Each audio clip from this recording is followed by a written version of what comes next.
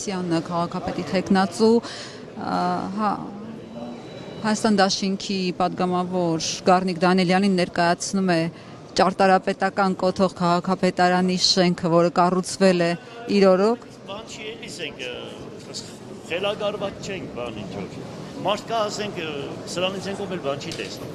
Ես շատ հանգիստ հետ է բան, սպես ինչ-որ ասված կամեցավ, պարկ կամեցավ, հենց ըպես։ Դուք ասեցիք, որ քաղաքական հենարան չունեք, իսկապես քաղաքական հենարան չունեք։ Այո, չգիտես, որ ես չունեմ քաղաքական հենարան։ Ռոբերտ Քոչյանի հետ են կապ։ Բայց դու չգիտես, որ ես չունեմ։ Դուք ինչ ուզենաք կկապեք, ինչ ուզենաք կասեք, ինչ ասես ասել եք։ Ձեր խոսքից ելնելով են։ Ես քաղաքական հենարան չունեմ, քաղաքականությամբ ոչ մեկի հետ չեմ համագործակցում։ Բարձրաձայն ասում եմ եւ իմ խոսքերը խնդրում եմ հիմք ընդունեք, քաղաքական որոշ գործիչների պես չընդունեք, որ ասենք մի օր մի բան են ասում, հետո այլ բան են ասում, հետո այլ բան են ասում։ Ես հիմա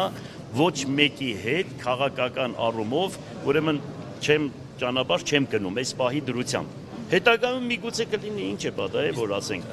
Մի ասա երբեք, երբեք մի ասա երբեք։ Հայաստան խմբակցության Առանց քաղաքական հենարանի ավականու կազմում ոնց է աշխատել, որովհետև սա նաև քաղաքական մարմին է եւ կուսակցությունները ներկայացած։ Դե հիմա տեսնում ես, որ ասենք մենք բոլորը խմբակցությունները իրենց ձայնը որ տվեցին, դրանից հետո համագործակցենք, աշխատենք։ Մեկը կարող է մի կուսակցության պատկանելություն ունենա, մեկը մյուս կուսակցության պատկանելություն ունենա, բայց մեր հիմքը պետք է լինի քաղաքի շահը։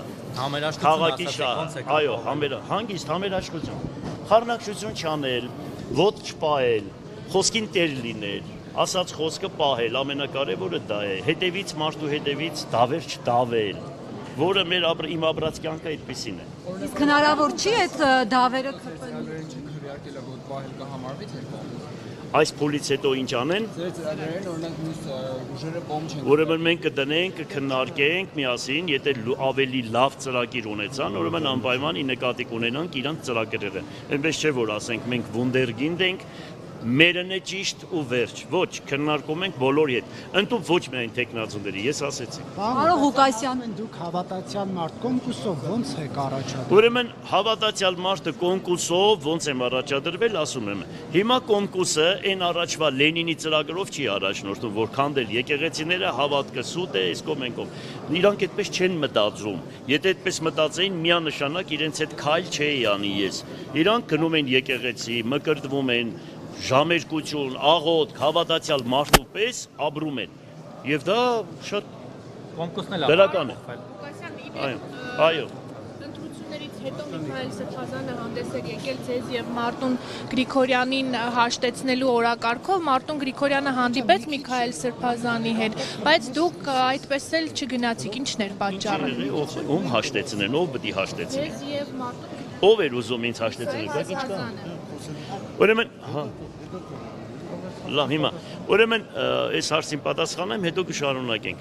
Ճիշտ ասած հաշտեցնելու ոչ մի բան չկա։ Ես ոչ մեկի հետ խռով չեմ, ոչ մեկի հետ բան չեմ, ոչ մեկի հետ պրոբլեմ չունեմ։ Իմ պրոբլեմը այլտեղ է։ Հասկացա՞ր ադրբեջանցիներն։ Փաշինյանի հետ էլ չունեք։ Նա խոսեմ կասեմ։